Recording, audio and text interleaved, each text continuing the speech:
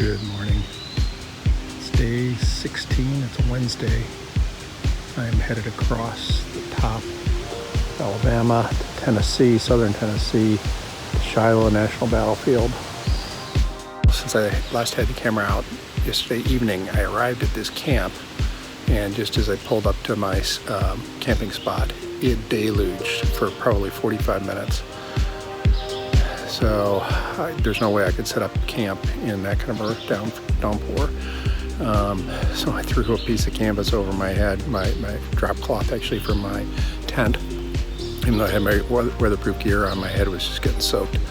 And walked about 15 minutes across the campground to a covered picnic table where I was able to have dinner, and just kind of waited out until the rain finally subsided, and I came back here and put up camp.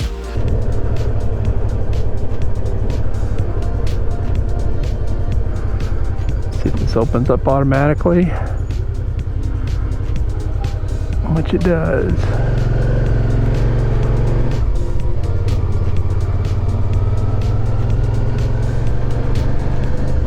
This was a primitive site, they called it, which didn't have any power, electricity, sewer, which is the way I like it. But like the one I visited several days ago, they didn't have a picnic table either, which is, for me, it's a must-have. It's about the only thing I want to have on the site other than the ability to put stakes into the ground, which I could do on this site. It's just so inconvenient to keep everything. I mean, I can put it down on the dirt, but then it all gets, especially when it's been raining so hard, it gets all muddy. So I have to try to keep it all up on the bike while I maneuver everything. It's a pain in the neck. So on my way to yet another famous battlefield site that I have not been to before, Shiloh, which rings down through history. It's one of the more bloody battles. There were so many in the American Civil War, but Shiloh is one of those, probably top 5 battles. There are banks of fog just rolling across the road. I did a couple of hairpin turns, and visibility was down to, 100 feet. I'm riding by the Huntsville Museum again. You can see the Saturn rocket sticking up. Isn't that cool? I mean, I like it. When it started pouring last night, I had my motorcycle gear on, so I knew I was going to be dry, but my head just had my baseball cap on, and that is cotton, and it was going to get soaked, and my head was going to get soaked. I was a little bit worried about water running down my neck down into my clothing, so I just grabbed my ground cloth, my tent's footprint, and threw it over my head, grabbed my bag, my dry bag of food that I just purchased from the grocery store, and started hiking to the covered area where there's, half dozen picnic tables, tromping through the rainfall. It's like, whatever, I didn't care what it looked like. It was helping keep me dry, and it was working.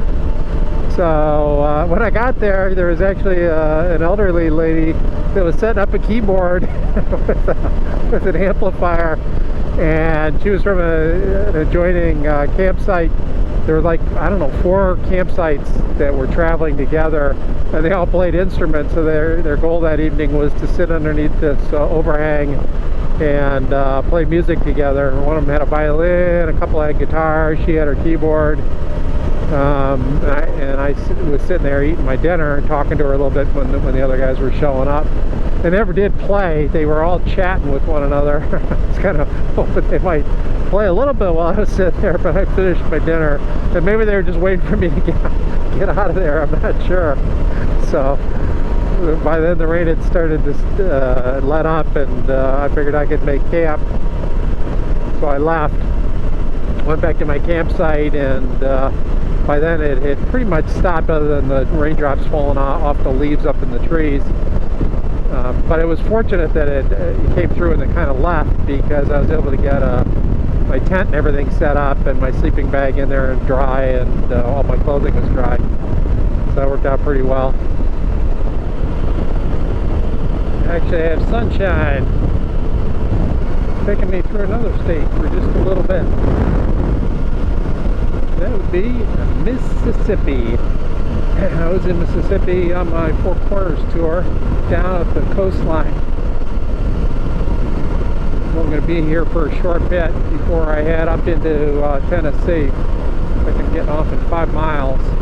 Speaking of Tennessee, state number 14 on this trip. Here we are at the state line. Last time I was in Tennessee, I was doing the inner loop of the United States.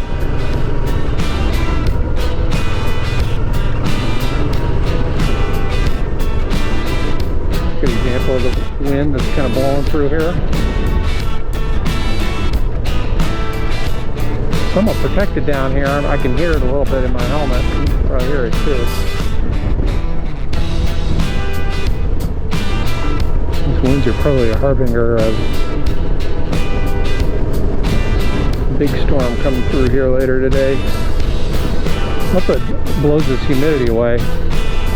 Been in this humidity for quite a while. I'm ready for a little change, drier air. Just pulled over for a minute to check the weather report, and they're saying thunderstorms, possibly heavy at times later today, possible tornado, and then the thunderstorms carry through with heavy winds maybe in the morning. So I think discretion here is that I will probably seek a motel or hotel for the night. I think Corinth is fairly close by. And let's see, trying to struggle through it with a small 2-person tent. I know that they've had trouble further west of here and north with some tornadoes in the last couple of weeks. Shiloh National Military Park, entering the battlefield. It must have been strange back after the Civil War, when all these veterans from both north and south would converge on these commemoration dates at the battlefield site, and for them to mingle with the guys that they were trying to kill and we're trying to kill them. Shiloh National Military Park.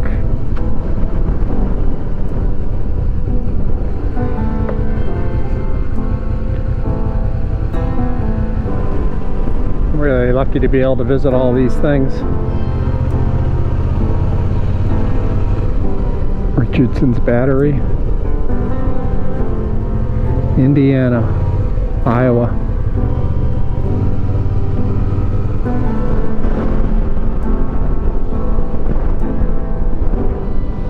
So I'm doing this in a little bit of reverse order. I'm going to go to the National Cemetery first and then watch the movie, which is on the hour. So after the battle, federal soldiers buried the dead from both sides where they fell. Congress established Shiloh National Cemetery in 1866 for the permanent burial of U.S. military personnel killed at Shiloh, as well as those who died at other locations in the lower Tennessee River. Bodies of federal soldiers from 565 locations were recovered and reburied here. There are 3,590 men that are buried here. 1,228 are known, 2,361 are unknown. So that's 2 out of every 3 are unknown.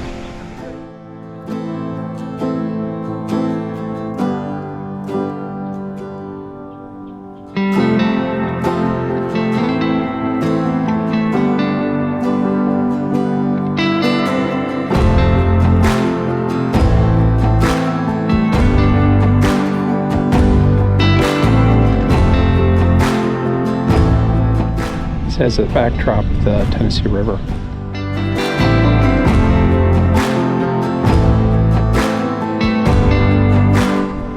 So on April 6, 1862, General Ulysses S. Grant set up his headquarters here, and his memoirs state that during the night rain fell in torrents and our troops were exposed without shelter.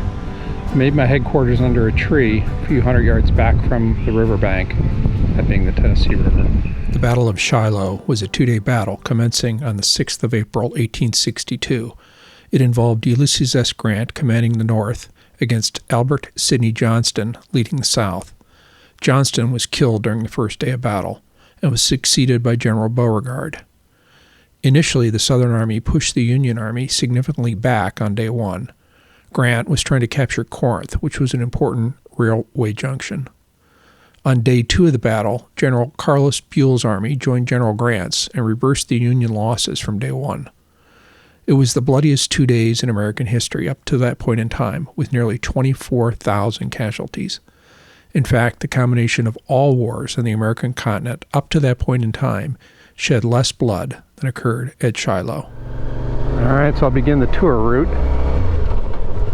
So Grant's troops had moved in by steam ferry. They had hired a whole bunch of ferries to bring troops in from the north down the Tennessee River, and they offloaded at Pittsburgh Landing. And their goal was to take Corinth, which is a city to the southwest from here, where there's 2 major rail junctions that crisscross through the south. Unbeknownst to him, Beauregard had knowledge of where Grant was, and actually the day before the battle took place, Beauregard's troops were within 1 mile of where Grant was, but Grant didn't know it. So we are facing south. That's a Union line right here. It says the first day of fighting was disastrous for Grant's Union Army of the Tennessee, despite his troops' determined resistance and early tactical surprise by the Confederates proved nearly unstoppable. Time and again, the hastily formed Union lines of defense broke and casualties multiplied. A few crucial stands and counterattacks bought time, but could not reverse the flow of the battle. Around 2:30 p.m., Grant instructed his chief of staff to supervise a reserve line to defend Pittsburgh Landing. The goal of the Confederates was actually to force them away from the Tennessee River and force them up against a creek, because Johnston knew that by allowing them to go back to the Tennessee River, it was an escape route for Grant. At sunset, Grant's bloodied army held this high ground, their last line extending nearly 2 miles west-northwest from the river landing. Although Union reinforcements began to arrive, darkness ended further fighting. None of the Confederate soldiers around Albert Johnston recognized that he had been wounded and effectively bled to death. So it took them as a complete surprise when he went down. He passed out, went down, and died. And Beauregard was left in charge of the Confederate Army here. This battle took place only 1 year after the beginning of the Civil War. So the thought was that if Grant was successful here and could cut the rail line and ultimately split the Confederacy in 2, that it would be a short Civil War. But there were 3 more Aprils after this particular battle where the war just kept raging on and on. The very first day of the battle, Grant was pretty badly beaten, and between his determination and Buell's, they basically turned the tide of the battle on day 2.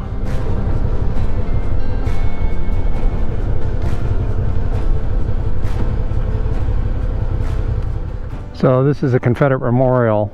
On April 6, 1862, Confederate troops victoriously encircled and captured more than 2,250 Union troops on that day. So this is the day 1 of the battle.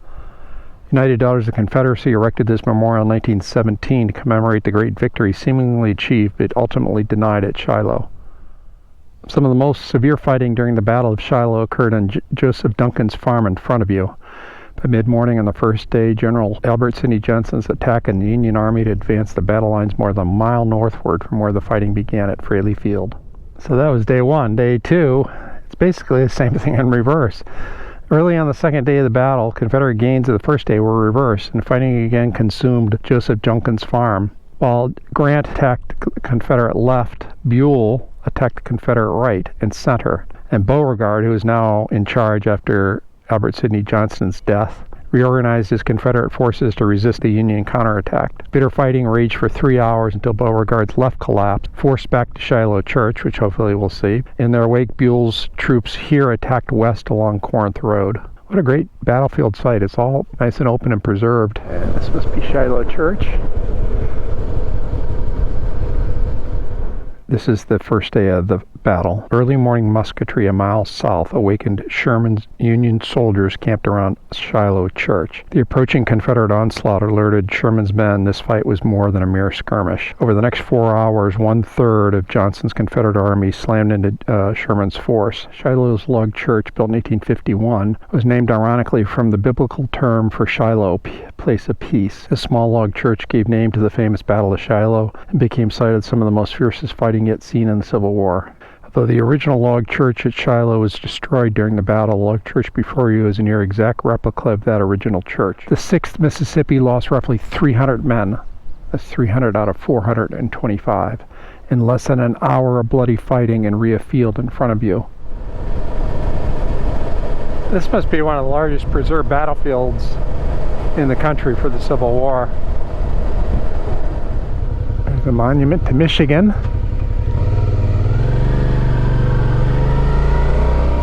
Statistics alone cannot express the suffering and loss at Shiloh. After the battle, cries of the wounded and dying still filled the air and bodies littered the ground. Union burial details searched the battleground for remains, burying Union and Confederate soldiers separately, often in large trenches. The historic mass grave in front of you is one of 5 that Shiloh battle veterans were able to identify and preserve when the National Park was established in 1894. Beauregard's last stand. In the early afternoon of the second day, it's towards the end of the battle, Beauregard personally led his troops into several furious counterattacks against the surging Union forces. Confederate infantry repeatedly charged through the shallow waters of Water Oaks Pond to your right. There's a pond right there. It's amazing it still exists. After 2 hours of seesaw fighting, Beauregard realized that his exhausted troops were finished, and he ordered an orderly withdrawal from the field. Behind a strong rear guard to resist further Union attacks, Beauregard's bloodied army slowly retired southwest to Corinth. As evening approached, having recovered all the ground lost the previous day, the exhausted Union forces halted their advance and made their camp among the dead. The battle was over. It's 12 to 6 p.m., Monday, April 7, 1862. The inscription reads, "The Tennesseans had more to fight for. The fight was for their homes and firesides." What a great monument.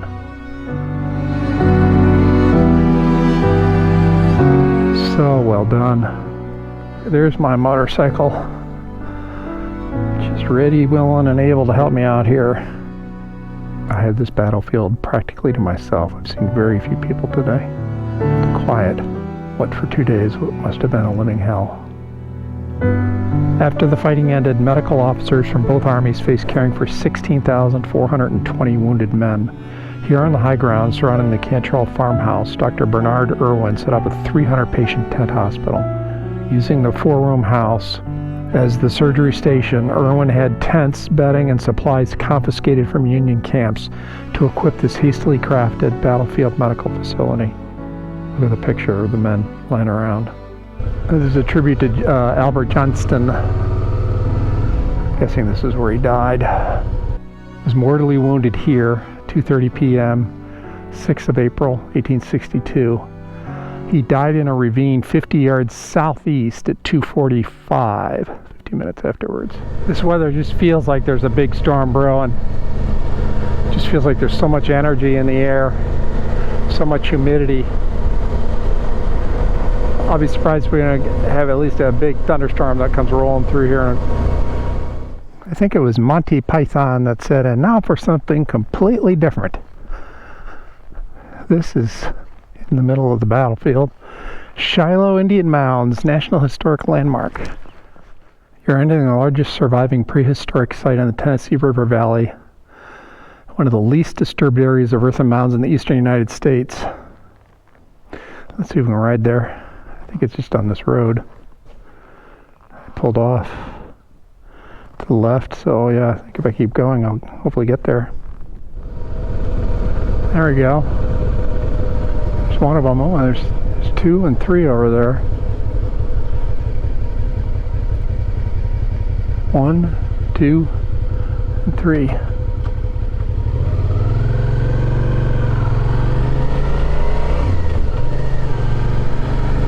Alright, it's a bonus. Mighty Tennessee River. This is the way that Grant and his army came in. Tour stop 22, the last one. Over there's the cemetery where I started off, National Cemetery. Pittsburgh Landing was crucial to Grant's strategy on the Tennessee River. This landing, located on the west shore of the river, was the southernmost point where steamboats could pull to shore during both the high and low river stages. Interesting. I was wondering why he wouldn't have gone further south. Wagon roads linked the landing to the railroad junction at Corinth, 22 miles to the southwest. These key features made Pittsburgh Landing the logical base of operations for the Union forces in the spring of 1862. From here, Grant could attempt to destroy Western Confederate rail communications servicing the lower Mississippi River Valley. So here are the two railroads. Mobile, Ohio, I think goes all the way to southern Mississippi. Memphis and Charleston, which goes all the way over to the Carolinas. So his goal was to land here, proceed over to Corinth, and take control of Corinth and basically cut off movement along those two rail lines. But he was unsuccessful, and the war continued for another several years. So ends the tour. Yet another great American battlefield site. I'm headed north on 22. My motel is only 7 minutes away from the national park. I'm going to check in there. That's actually supposed to be a good place to eat. And that's where I had dinner tonight, at Catfish Hotel. Established 1938. Had catfish for dinner. Hush puppies, sweet potato, sweet tea, and a strawberry salad. It's good.